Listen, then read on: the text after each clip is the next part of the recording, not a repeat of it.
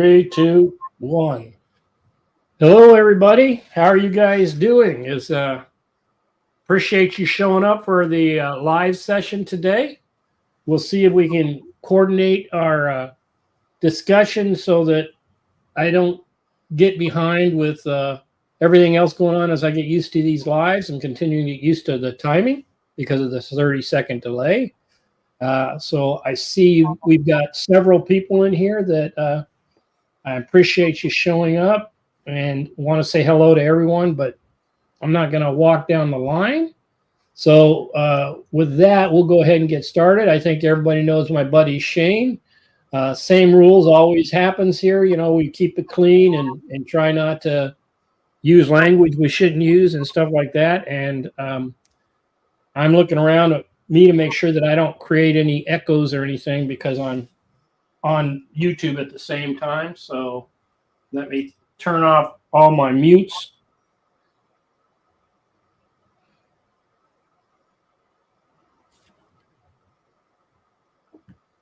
All right, so I've got everything muted and silent, so let's get started.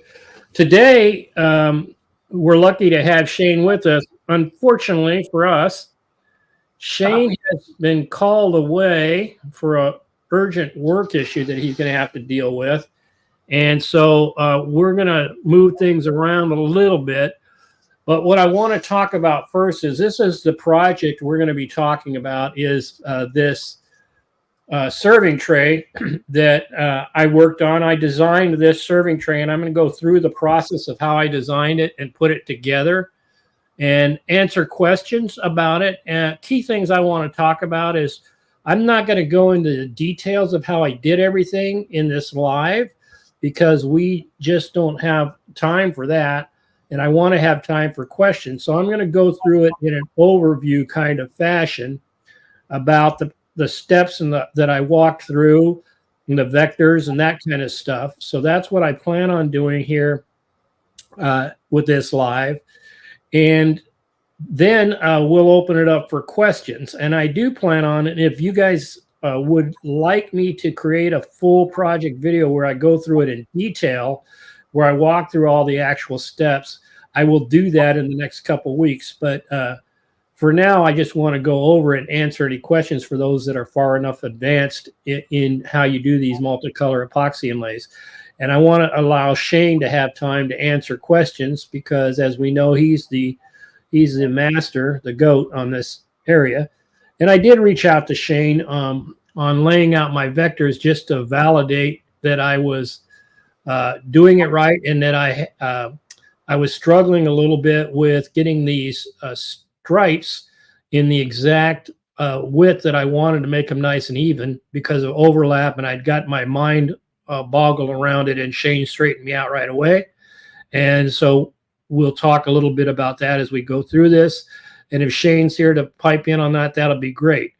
But in the interim, before I actually get into the details, all I'm going to do real quickly is do a walkover of the process, and then I'm going to shift over to Shane because he will have to leave. So let me pull this off the screen here. And let's just talk step by step about how I go through this process. So I've got all the layers and everything laid out up here in the top or on the side. Either way, you can look at the layers for this project. And I've tried to lay them out so I could talk about them real quick. So the first thing I did when I started this project was that and Shane, if you watch the comments and see if anything comes up that we need to while I'm talking, and then I'll watch while you're talking, it'd be great. If you have a question, please put a question mark or something in front of it so we see them and don't lose them. So here's the layers that I developed. And so the first thing I did when I did the project was I went out and I got myself a graphic of a wavy American flag. And at the time, it wasn't vectors. So when I brought it in, I changed it into a set of vectors. And I sized it for the level that, for the size that I wanted to use on this serving board. And this serving board is a little over like about a little less than 12 inches, 12 3/8 inches by 24 inches is the whole size. And the board, of course, when I finished was slightly less. So I brought this in here, and the first thing I did was I went about laying out each of these vectors in different layers. So I'm going to turn this off for a second. So think about this. I'm going through this set of SVG layers that I've developed, and I think you can see that they're different things. And I broke them up into various layers so that I could work with them. So I'll turn this off. And the first thing I did was I made sure I had a tool path so I could surface and flatten the board before I started. So that's what I did first. And I should put out a video on how I have this surfacing tool path that I always have saved, and then I make small modifications to surface whatever board I'm using with my bit. So once I surfaced the board, the next thing I did was I made a guide of the outside of the flag. Basically, I took this outside area because that allowed me to size it in the area of the flag that I wanted to be. And then started breaking up each of the vectors then into different things. So here I had the red stripes, and originally I had the white stripes, but this was one of the changes, and we'll talk more in this later after Shane gets a chance to talk. This was one of the changes I made, was instead of just having white stripes, because I was having challenges with getting the red and the white spread out evenly, I went with the path of actually just pouring a whole white first layer. And then after I poured the whole white first layer, I went ahead and I cut in the red stripes. So I didn't have to worry about where I was going with overlaps or anything else except on the outside of the flag. We'll talk about that. And that way I had nice even stripes all the way along. So the next thing that I did was I had my stars in their own layer. And remember, the stars are going to be white. So they're basically going to be bounded and cut out when I also cut the blue field. So when I cut the blue field, I cut the blue field in the white that was already poured. See if I can open up. In the white that was already poured. So the V-carve tool path was cutting between the stars and all of this area. So it left the stars open when I poured the blue. And then I went ahead after that. And so the way I did the pour was I first started with the white. Then I started with the red. Then I did the blue. And then I did text that I wanted to put into it, which is what you see here.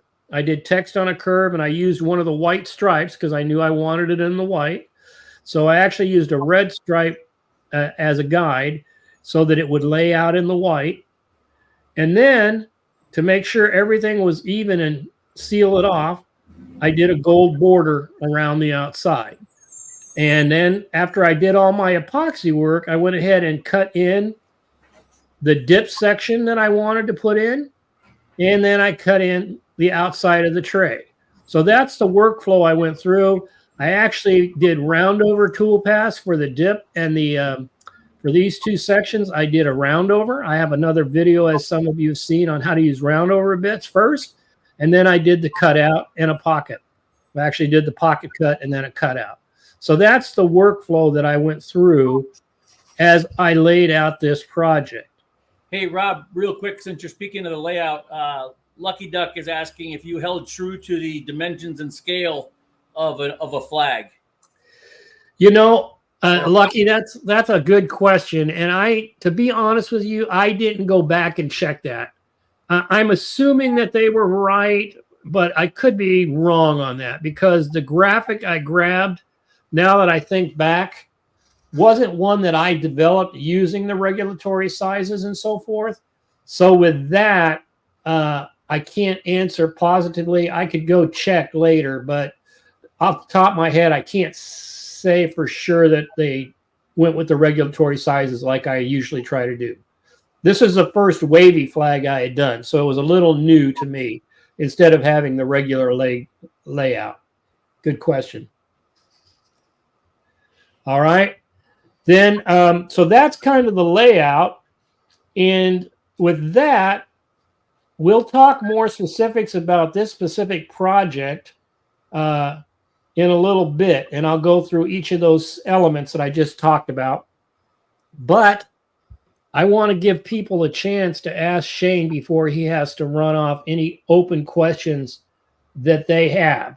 So at this time, let me open up some questions, and I'll be watching the chat to see what questions you might have of Shane that may or may not be related to this project, but that are open epoxy questions you guys were wishing you'd had a chance to interact with Shane. So with that, let's open it up to questions. Yeah, and don't feel bad if you don't have any. I just wanted to make sure if there was anything you guys have been working on that has been coming up and you were thinking, next time they have a live, I want to ask this or that. I want it to be available. I really wish that this thing with the city didn't happen today, but I made some big mistakes in Fullerton, and I've got to pay for them at 5 o'clock. So that's about 4:55. I just got to jump out of here and get into a Teams meeting.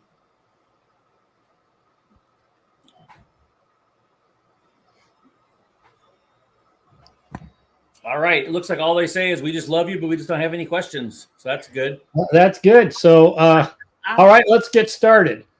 So let's go ahead and get into what I talked about before. I'll turn on this here. Real quick, Lucky Duck just asked, how do you prevent material warping? So, I mean, what I do is I build everything like on 8-quarter for the most part now. I've just kind of avoided trying to worry about that little bit of warp and wobble, and because I'm only going like a 0.125 or a 0.15 deep.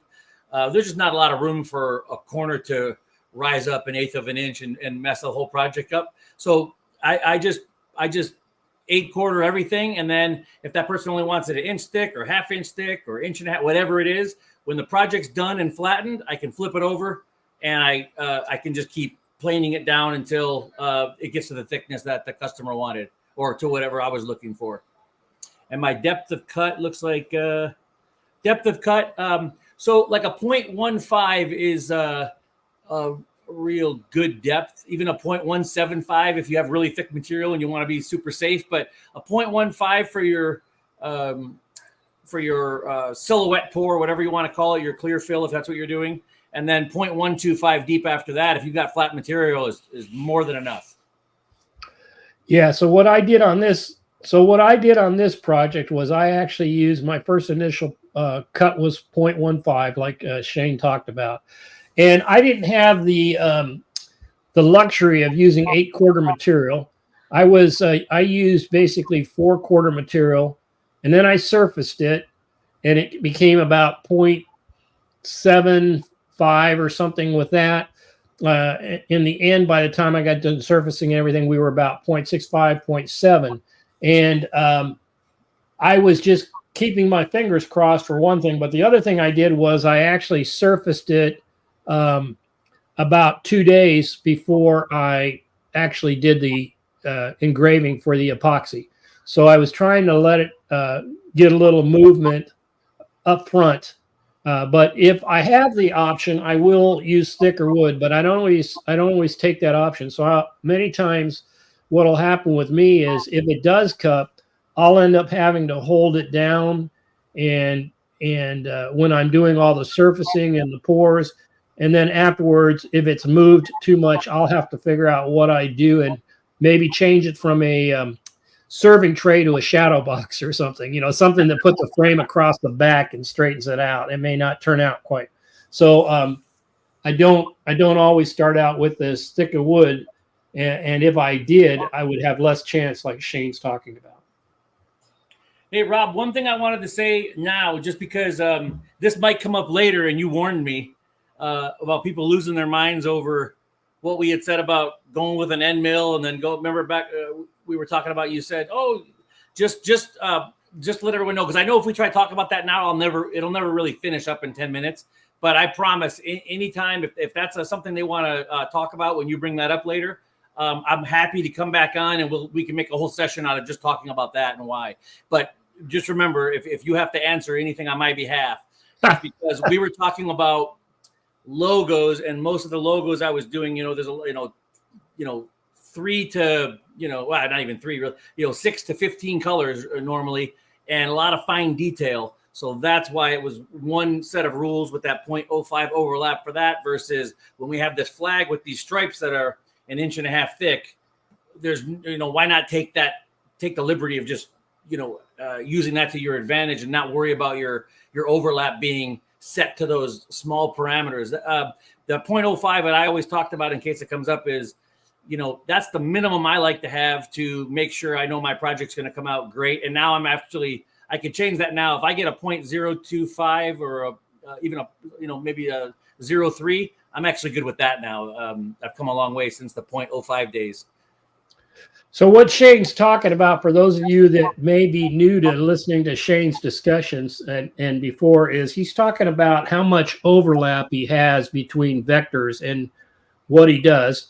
So that the 0.05 portion or 0.025 or 0.03, whatever number you want to use, is what he was using in the past as his rule of thumb for having overlap to make sure you didn't end up with the wrong color in the center between your vectors. And that's a whole nother video I'll link down below if you're wondering what we're talking about.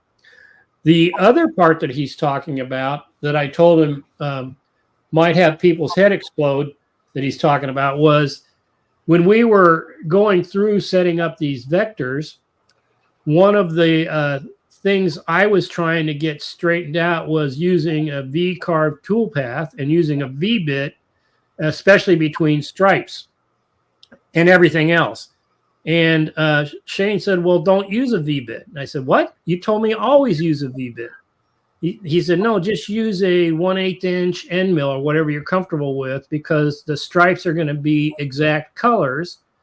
And if you pour the whole white first, then there's no reason why you can't use the end mill. If you were going to use some other sequence, maybe you'd need a V-bit. But in reality, when you have things that are the exact size, then it makes sense to go ahead and use like the exact size of the stripes.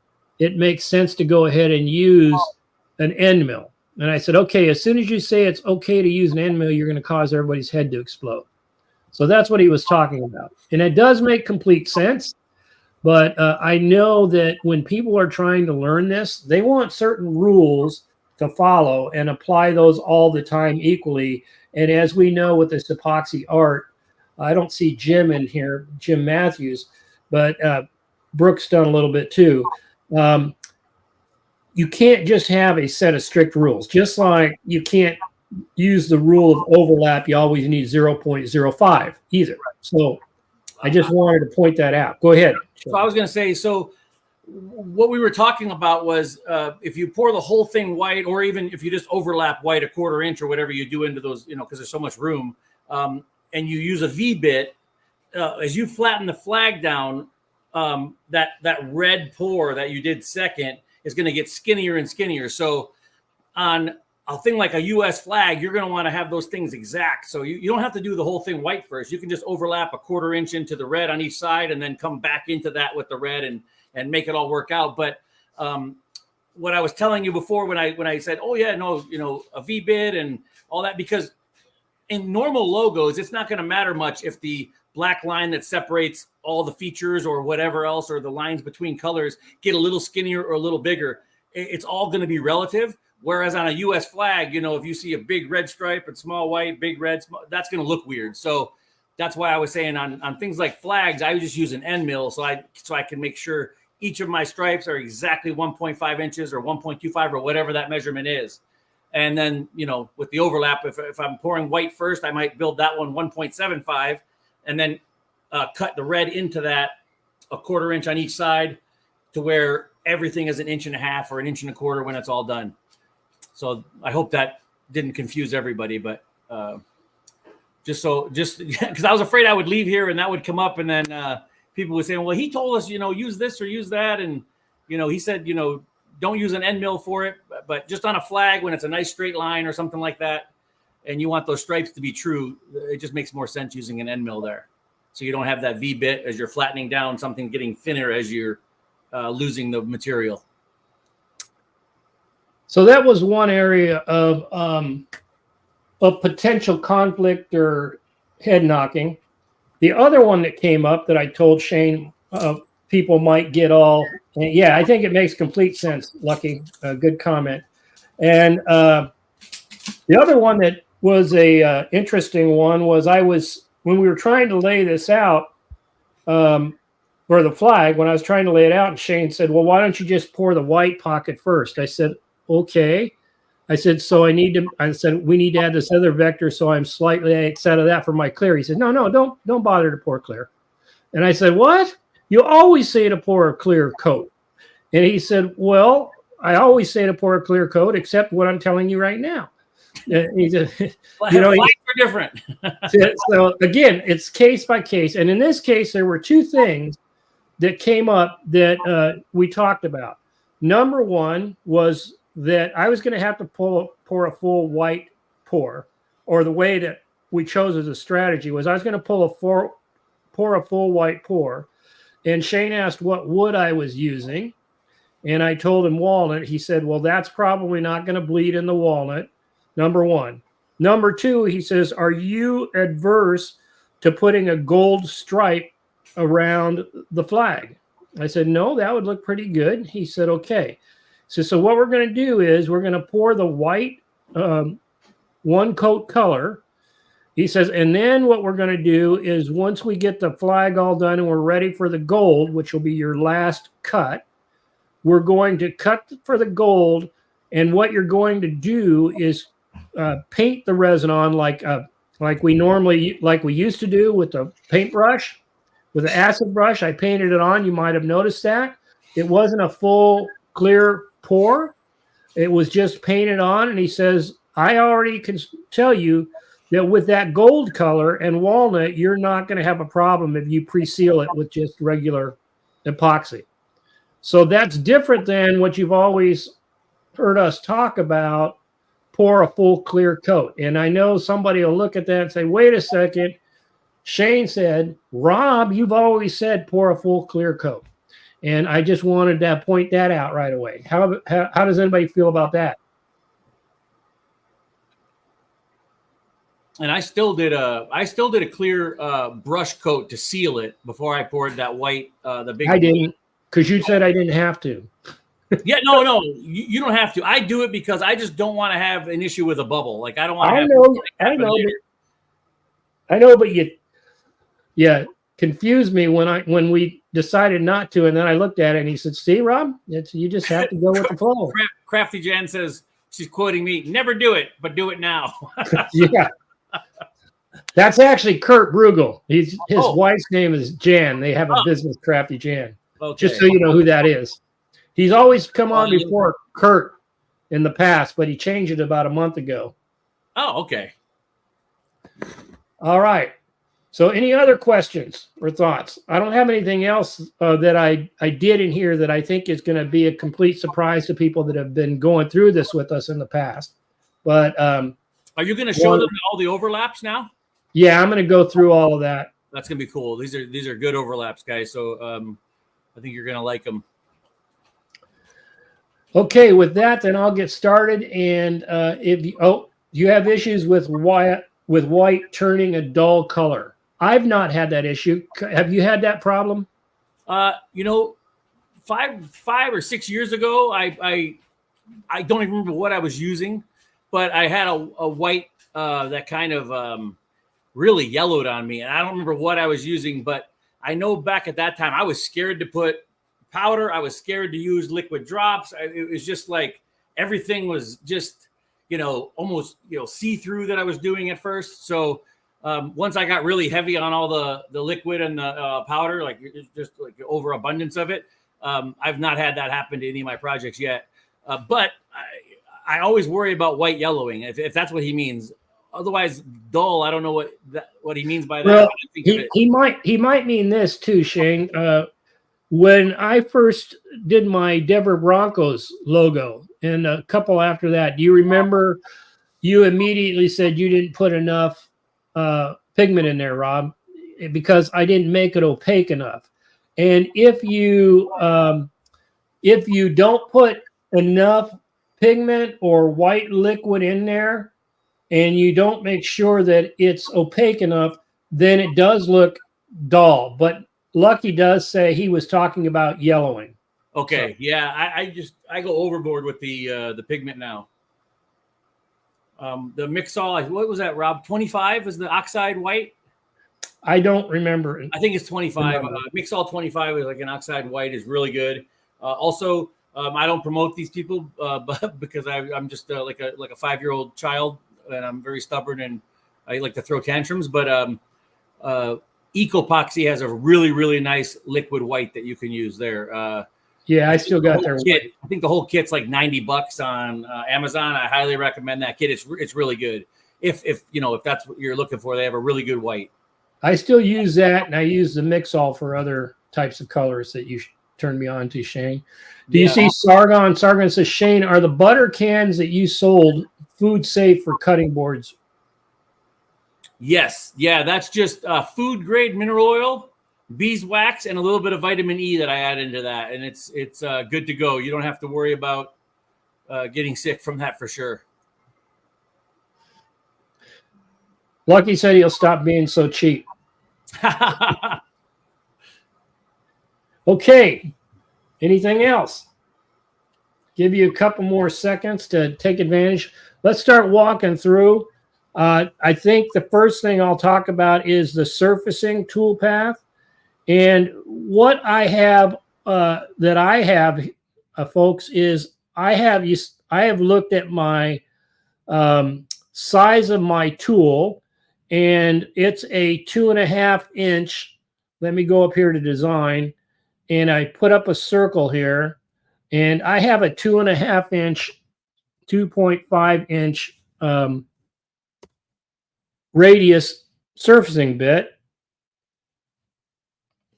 And then I have, it's a 1/2 inch shank. So some of you guys are familiar with it. Let me put a 1/2 inch shank in there.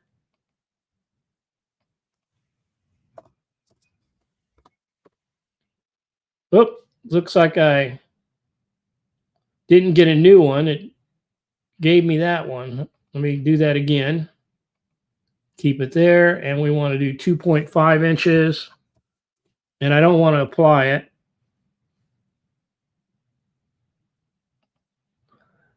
Let's center them both so that they're centered.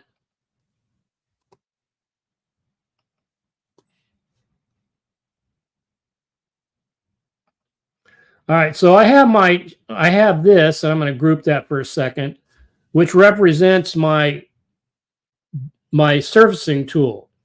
And so the first thing I did was I developed some vectors so that if I was surfacing this thing, I was looking at two things. One is I wanted it to clear the end of the board so that I would never sit over the board and burn as I was changing directions. So it comes down this way, comes over and back over here. So it's basically a profile toolpath. And what I've made sure by putting the toolpath there is that I've got the right overlap I want. As I come across, I'll have no blank spots. And so I set up a profile toolpath early on that had this pattern.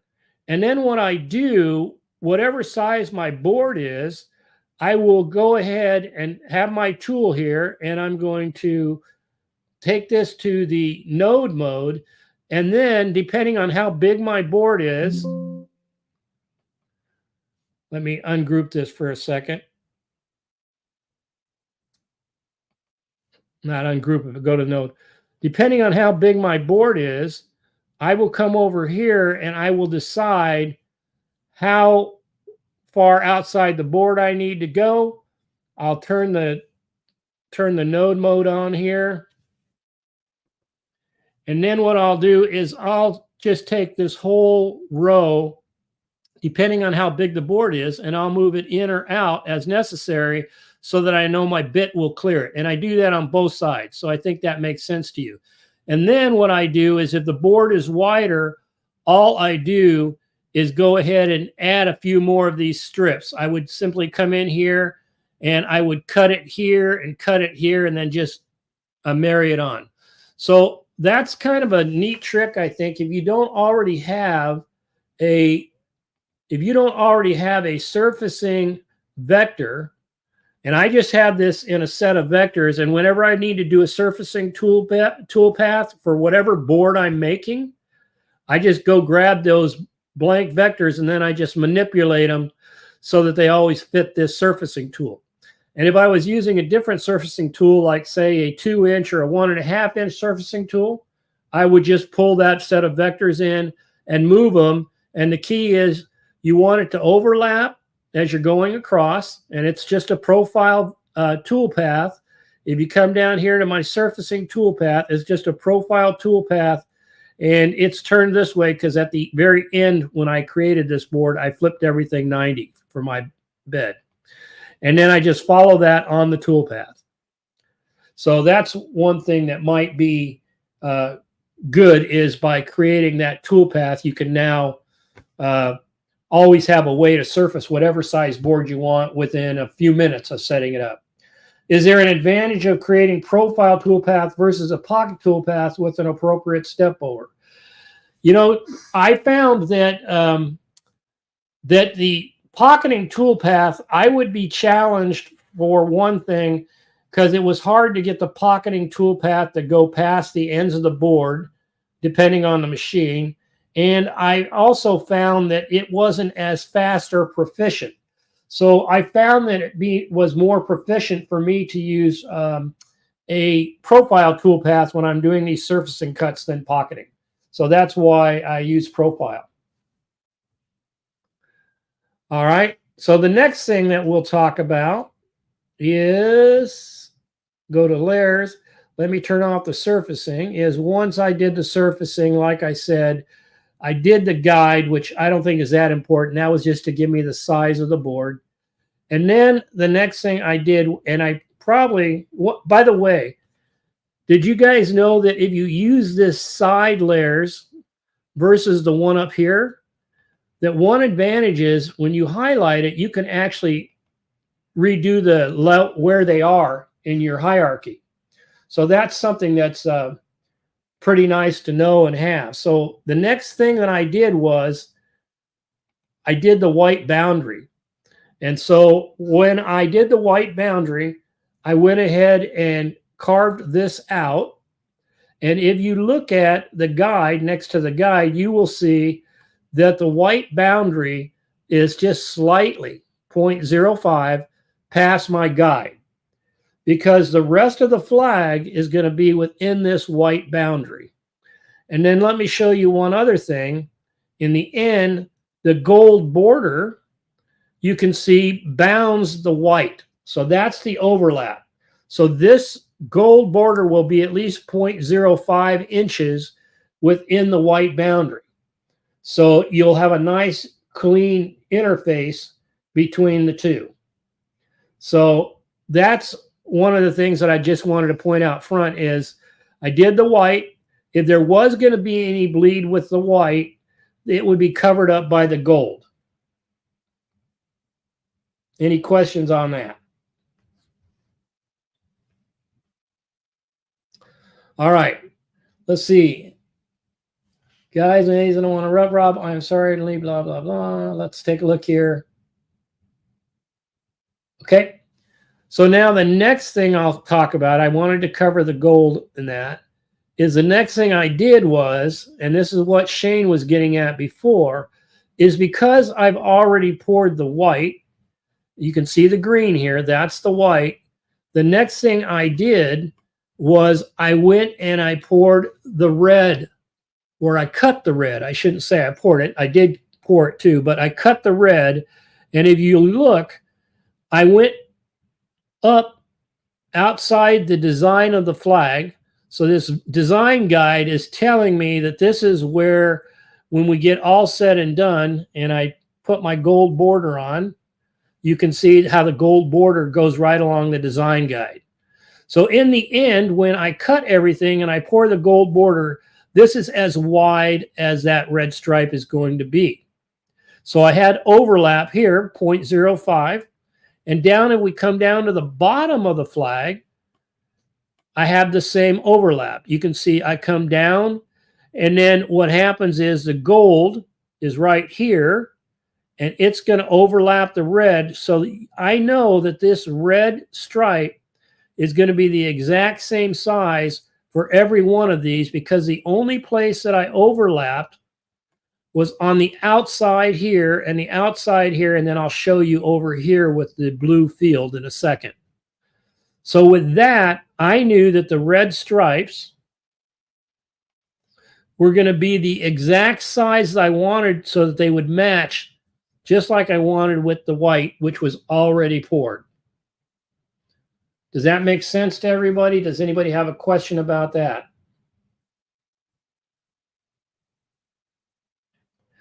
All right, with that then, this gets into the discussion about when I set up the carb that Shane was talking about, is what we decided to use. And what I used here for the red, I went ahead and used a V-bit.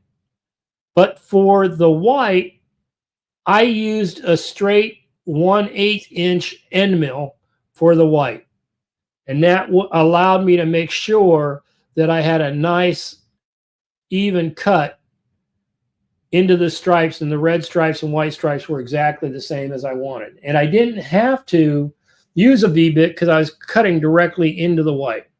So I didn't need that overlap. The overlap was built because I was cutting into it.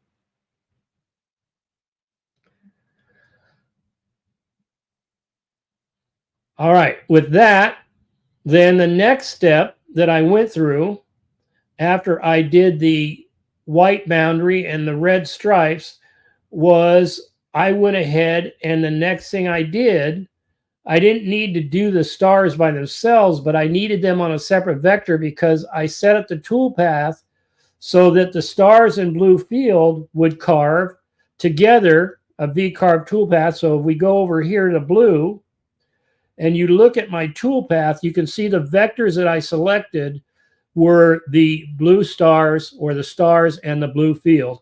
And I actually did that using the automatic feature. I went in here and I selected the stars and the blue field. And then I calculated the toolpath, and that ended up carving in between all of the stars. And I want you to notice the other thing that it did. It made a straight line right down so that all of the red and white were a nice even line. And the other thing it did was, notice it went right in line with this red stripe. So that gave me a nice even cut to the blue field and the stars. Now, one thing I did, and Shane doesn't do this, but I switched over, some of you know, and I'll bring it up because it's a thing that Brooks Martin brought up once before. What I do different these days, and for the last year I've been doing this, I want you to look at what tool I'm using for my V-carve toolpath. Can you see I'm using the Amana 46473 V-bit? It's a 12.4 degree V-bit. If I come over here, you can see that I entered the Amana tapered ball nose as a V-bit. This is really a tapered ball nose. I entered it in as a V-bit, and I used the measurements from the V-bit. I used the measurements of the tapered ball nose to put in as a V-bit, 12.4 degree side angle versus a 15 degree, right? So I'm actually having a pointier bit than the 15 degree. It's also an upcut, which is an advantage, I think. And I can have a bigger pass depth without being as worried about breaking the tip. So people ask me, why do I do that? I did that because of those reasons. And it was recommended for wood inlays by Brothers in Wood, Nick. And I took his course. And I think you guys have heard this before. And he was the one that gave me the process for entering this in as a V-bit. And I've been using it for a year. And we'll look at my flag. But if you look at my flags, my points are right on. and they do an excellent job. And I've continued to use this bit for over a year now with all of my V-carve inlays. When I have a really tight V-carve inlay that I need to use, I use that Amana 46473. That's the downside on that is that's a 6mm shaft, so you have to have a 6mm collet. And you can there's an Amana 46480 or 280 or something like that equivalent that is in inches imperial versus metric. I just haven't switched over to it because this has been working well.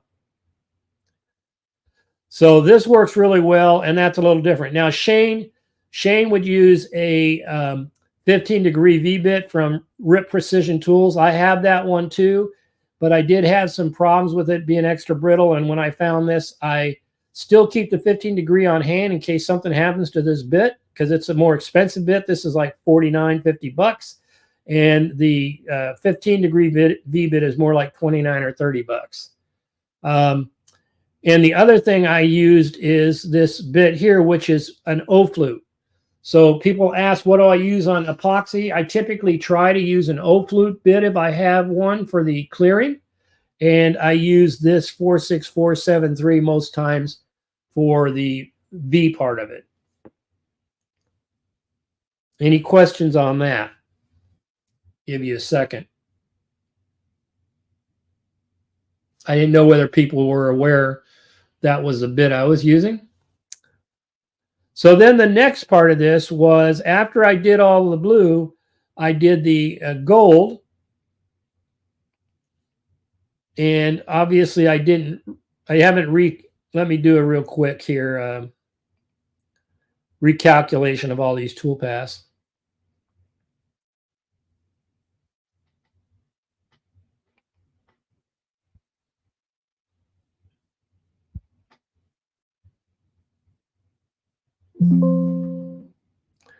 So I didn't like one or two of them, and that was probably because the way I had the gold set up before was before I did a text. So anyway, so undo those. So I have my gold then, and the gold, I actually called it gold carve, but when I did that, I wanted to point out that I actually made a change just before.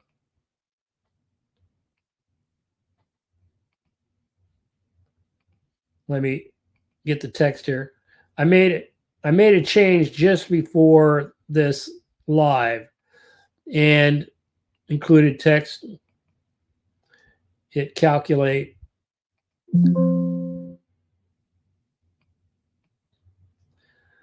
All right, so I made it so that the gold would actually be both the text and the border. It doesn't seem like it's showing that. So let me do it manually real quick.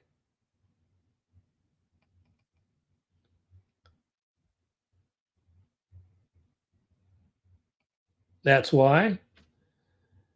So I actually did the gold border and the text. Hit calculate.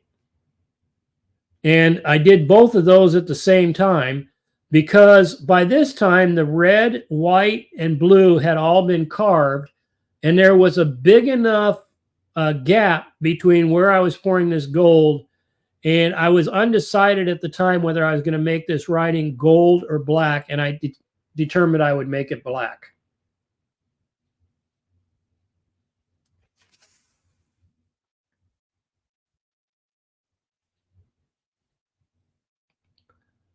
So that was the next path.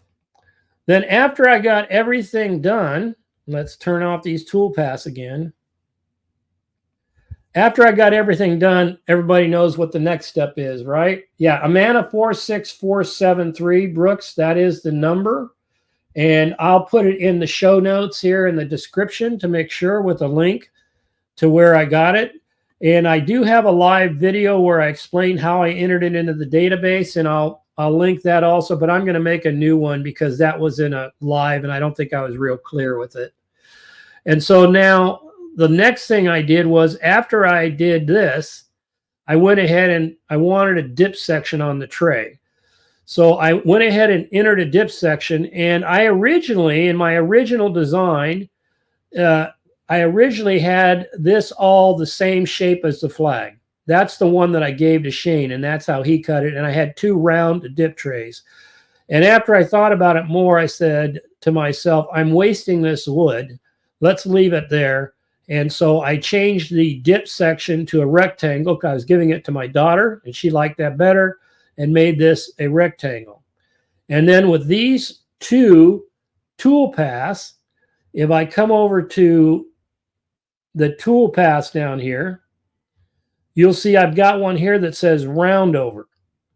So I went in there and I selected both of these vectors, as you can see by the way the tool path is showing. And the first thing I did was I used my Form Tool 2052 plunge roundover. I love that bit. It does a beautiful job, and I've got all the settings down. I have a video on how to set up your roundovers, and I'll go through that real quickly here. My start depth on that bit is, and that's why it's important to surface your whole board first, because it makes a difference. If it's not completely surfaced, you might have some undulations in how the roundover works. Just barely, but it requires more sanding and it doesn't look as good. So I start with 0.0, and I know the depth of that bit by the shape of the form is 0.375 inches deep. And then I go ahead and I put that on the outside right. And because this is an inside and an outside, it knows it will go on the outside first and then the inside, or vice versa. And let me do this here. And this will help you see the tool path, which is you show the tool path. So I go on the outside right, and this is the key.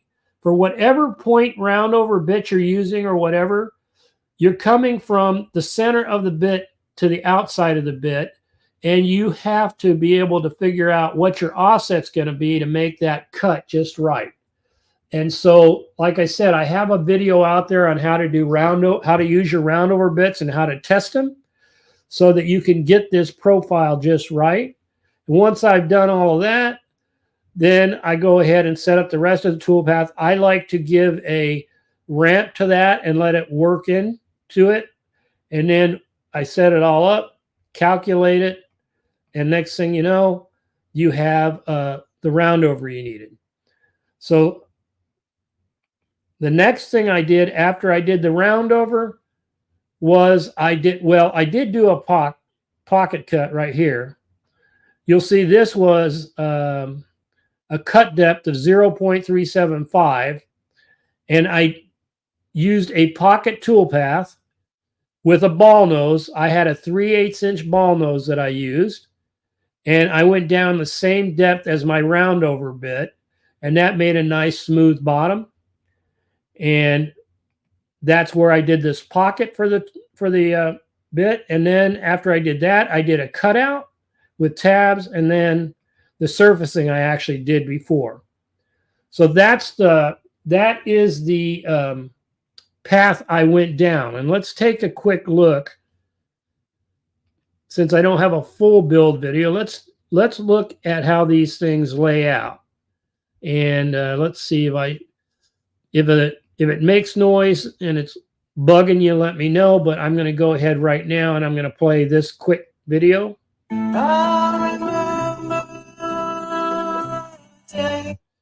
So there you see I'm cutting the pocket for the white, and you saw that I was using that V bit. Then I'm adding my white color in there and tried to make sure it was opaque enough so that I wouldn't have to worry about it. And got that all in there. And then you can see I'm carving in the red stripes that we talked about and mixing up the red, and I'm pouring all of those in there. And remember, those are overlapping into the gold, and they're overlapping into what will be the blue field. And then I went about carving out the blue part and leaving the stars, as you can see right there. And once I had all the stars in place, I went ahead and poured all the blue. And of course, I did the swirl thing with all of these things that I was going through the process.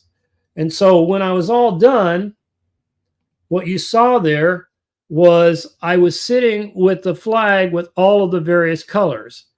And then the next thing I did was, now that I had all the colors, the next thing I needed to do was to pour the gold border and put in the black text. Now, one thing I'll point out, if you're new to watching these epoxy build videos, is that you do not surface this until you're all the way done. And so one of the things that I'm always doing is I'm always zeroing. My Z0 is always over here off the epoxy. I have a little X. You can't see it on this picture. I have a little X over here, and I always come over and zero off the same location on the board so that all my carves are going off the depth, the same common depth. And so the next step here is to go ahead and cut for the gold and then the black, and that allows me then to pour each of those. And because they're far enough apart, I didn't have to worry about colors mixing. Here we go.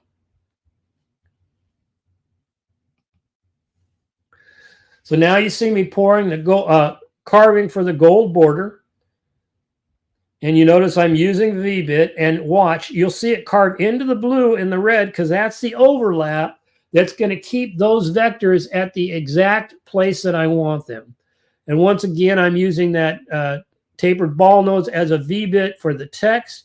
And once I did that, I could pour the gold and the black. So the gold, I used a couple, a mix-all color and then another color from Jakarta, or fire dots. And I made my gold. And then what you see is I didn't show the black there very well, but I poured the black color. Then once all that was done, I went ahead and surfaced this thing down. And I had that big 2.5-inch bit and got it all surfaced.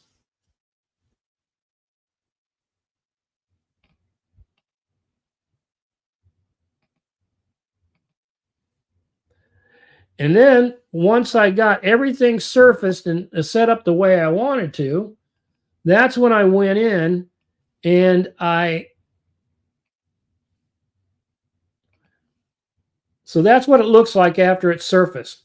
And once I had everything surfaced, now I was at a common level and I could put in my dip tray and I can put in the cutouts and the roundovers and everything else.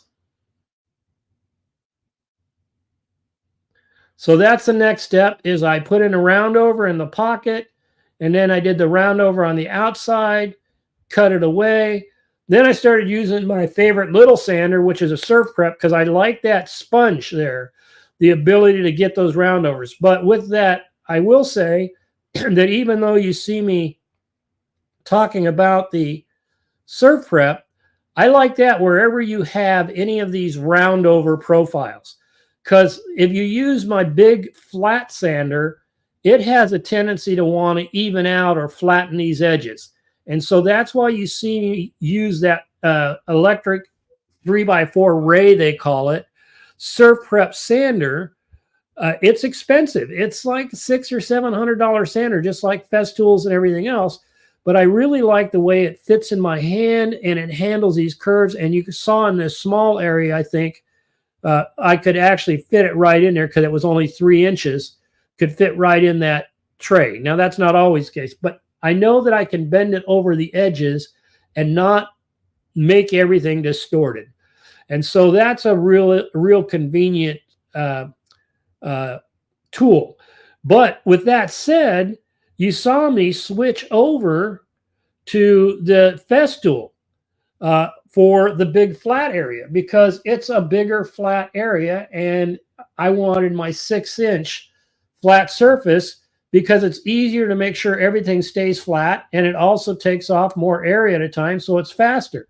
Now, I would use a surf prep sander if they were willing to give me one, but no reason to go get one when I already have a perfectly fine Festool that works great. So with that, I use this for big flat areas.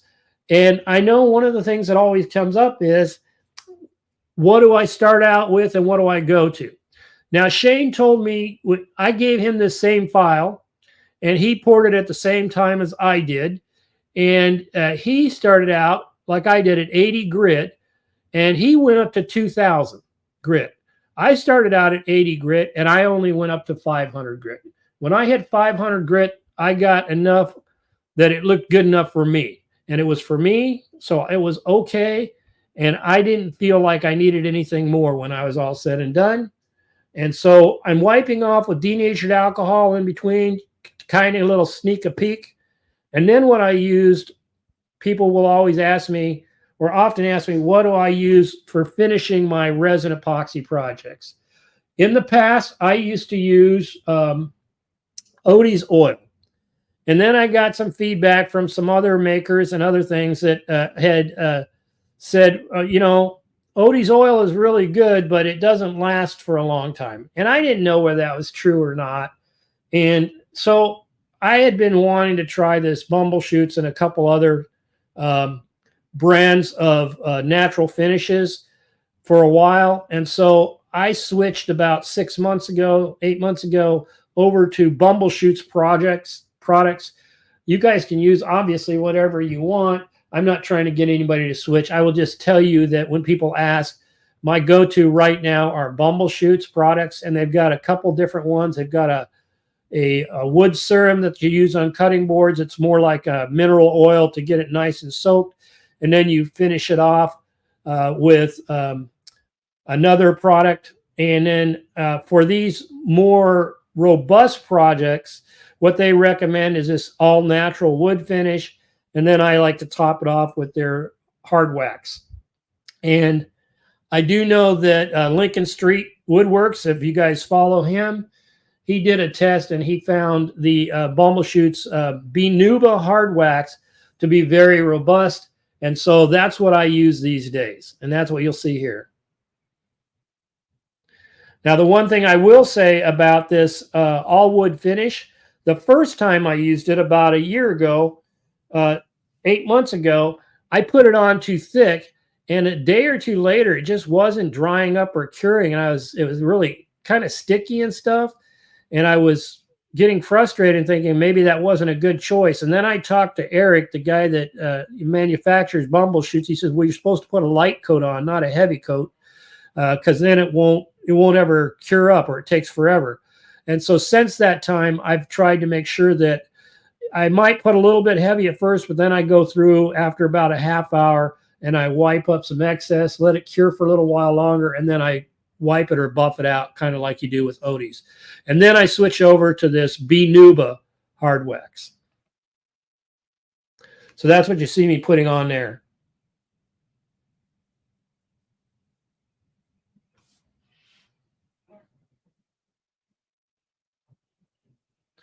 And I didn't need to use that buffer, but what the heck, I had it, so I used it just simply to help me with the muscle power to try to get all of that excess Bumbleshoots off. That's always the hardest part, is getting everything wiped off. And then the next thing I did after I got all the finish on it is I used a little jig I put together, and this might be something some of you could use or be interested in. I took a little jig. It's basically just a square 3.5 inches by 3.5 inches with a little block there that I cut out with my CNC. And I've used this for 8 months now, maybe a year, maybe more. And I just went like on a straight 45-degree diagonal. And I went out like an inch and a quarter, inch and a half, out to about 2 or 2.5 inches worth of holes. They're about 1/16 of an inch in diameter, because that's what I like to use for my pilot holes for the silicone feet that I use. And I put those out so that it would be easy for me to put my feet on there.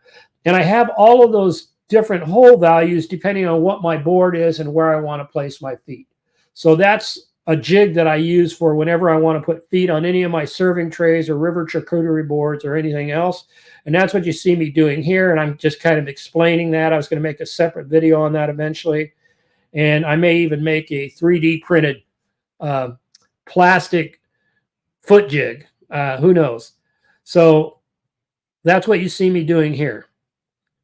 And I'm just explaining it real quickly on what I did. And in the end,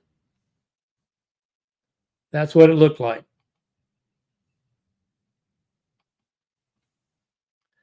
And so I was really happy with how it turned out, and so were the people at the party. So we brought it over there and had a fun time on the 4th of July.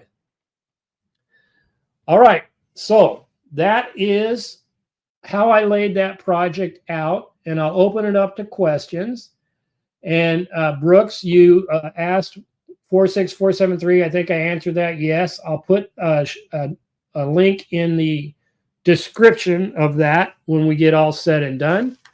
Are there any other questions? Number one.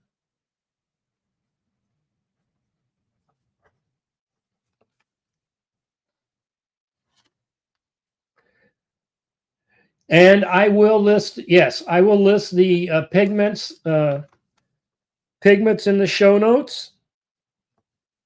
I will also make a link to my previous live stream where I demonstrated how to enter the tapered ball nose into the Vectric database, tool database, as a VBit. I'll put a link to that too.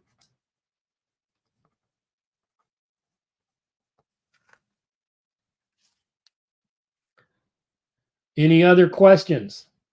All right, I have a question for you then. Do you think that there would be some value, instead of me just talking this over real quickly, going through and showing you how I set up the vectors and tool paths, and then going through the cutting process? Is that something you think I should spend some time on?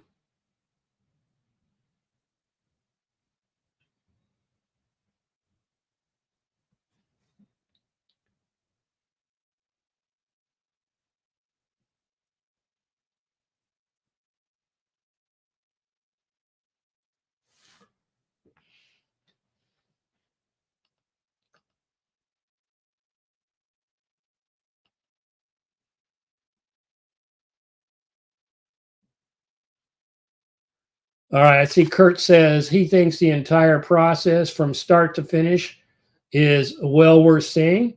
So I'll try to take some time here in the next couple weeks to go over that. Some of you may have also seen in the past.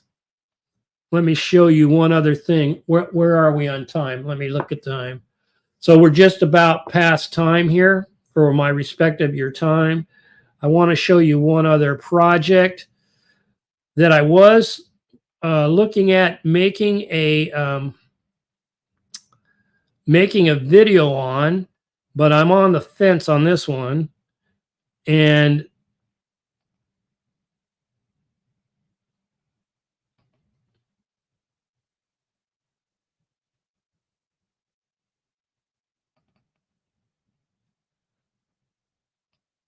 all right, so on this one here,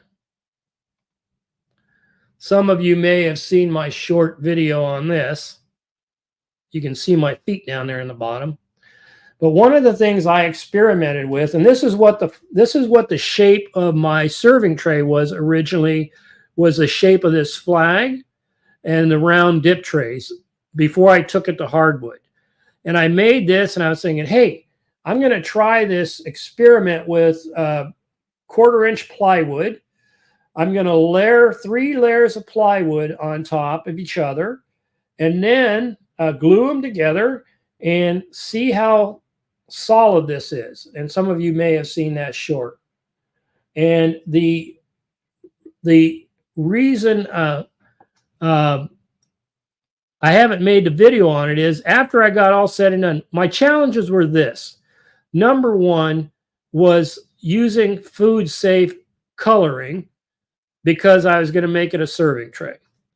And I wasn't quite sure how to do that. And I had some conversations with some people that are experts, and they basically told me that if I used shellac with some tint in it, that would be considered food safe.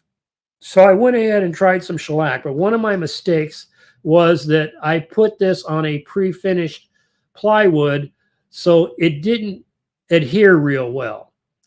And then I had a couple other things. When I tried to sand it, it kind of pulled up. This was masking, but when I pulled all the masking up and I tried to sand it, some of the layers of the plywood got pulled up. In the end, it didn't turn out as something that I would be able to sell or be proud of. And so I'm thinking about going ahead and putting a video on it so everybody else can learn from what I learned.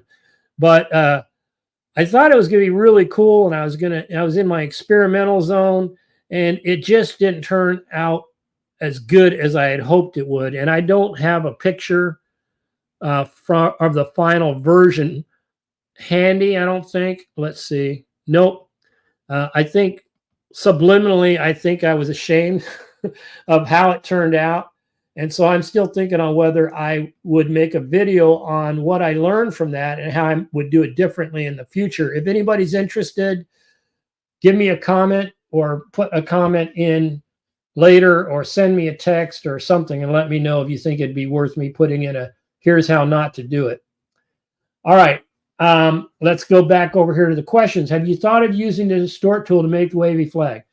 You know what, Brooks? I had not. And thank you for that thought, because I had the flag laid out regulation size as a straight flag. And I didn't even consider that. I immediately went to go, let's find someone that's already done it. And so let me think on that. I think that might be, that's a good question.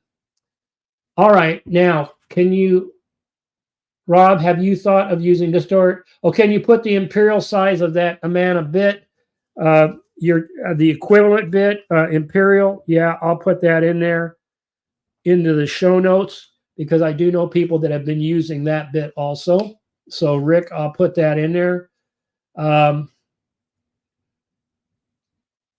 And let's see here.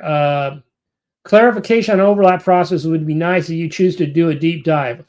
Okay, Lucky, if I do the deep dive, and I'm leaning towards it right now, I will apply the overlap process. And Ellen, I would not doubt if you've got some confusion about the overlap, because I think you're fairly new to the group, meaning you weren't around, I don't think, when Shane and I were covering this a couple years ago. It was like a couple years ago that we actually started going into this whole overlap thing. So it wouldn't be surprising if we haven't been clear enough recently, just kind of assuming people have a certain knowledge. So let me go over the overlap process, because it can be confusing. That might take me a little while to get there, but I'll try to do it in the next couple of weeks. We'll just see. All my good plans go to waste, it seems like. I have all these plans on getting them done, and then I get busy. For those of you that I've associated with, you know that I was planning on taking a road trip like I did last year, or 5 to 6 week road trip. It was supposed to start the first week of July. As you can see, it's past the first week of July, and I'm not on my road trip. In fact, there's people I want to go visit, like Lucky and maybe Mark, if he's going to be up there at the time that I'm heading up the West Coast and into Oregon, into Washington. I have family. I have my son. My youngest son works up in Washington at one of the resorts up there. And then I was going to head across Idaho into Montana and visit some friends, and then down. Just kind of a crazy road trip where I just go visit people I want to visit and just do what I want to do. And so that got put on hold when I went to the doctor 2 weeks ago, and they basically told me that I had signs of atrial fibrillation, or whatever you call it, on my watch, and the doctor said I need to go to the cardiologist and get checked to make sure it's nothing serious. So there's nothing that says it's serious, folks. Don't worry about me from that standpoint. I am going to check it out. I've got a doctor's appointment on July 18th, and so I'll know more after that.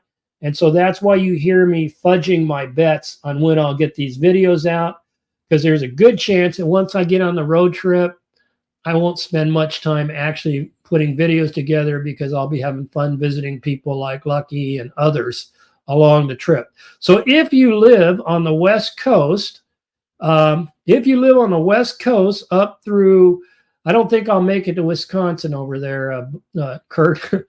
But if you live on the West Coast and in Oregon or Washington or Idaho or Montana, and you'd be up for a visit, then send me an email or text, and if I can stop by, I will, provided I go on the road trip. I still got to get the clearance from the doctor to do that, and once he says or she says it's okay, I'll do that. And yes, Ellen, I'll make sure I take care of my health first.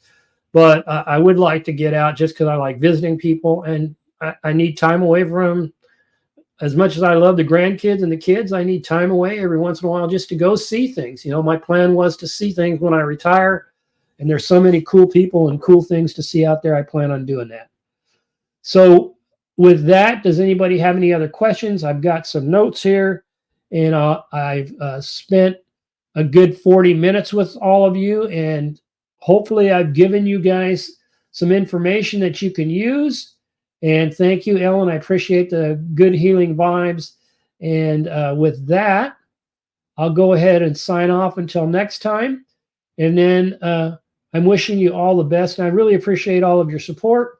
And I am hoping that you picked up a thing or two from at least the project overview. And then I'll try to get into the specifics with more details in the next few weeks. Have a good night and sleep tight. Goodbye.